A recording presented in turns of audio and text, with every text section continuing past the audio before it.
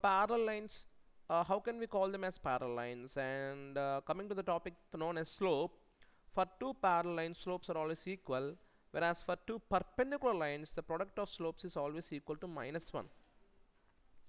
But before going to the topic, we need to know what is meant by slope. Here we are telling that for two parallel lines slopes are always equal, and for two perpendicular lines the product of slopes is always equal to -1. But how can we prove that? And how, what is meant by slope? See, slope in general, we have heard in a lot of times in other subjects also, maybe in physics or while discussing about friction or while discussing about acceleration or deceleration. Slope is nothing but the steepness of a line. The steepness of a line. That means, for example, if you are traveling on a road, or if you're trying, if you are traveling on any train or something, what it may be, if you are traveling on any surface, the surface is not always horizontal.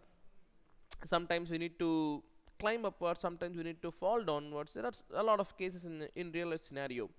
Now slope is nothing but the angle made by that line, particular line, with respect to horizontal surface.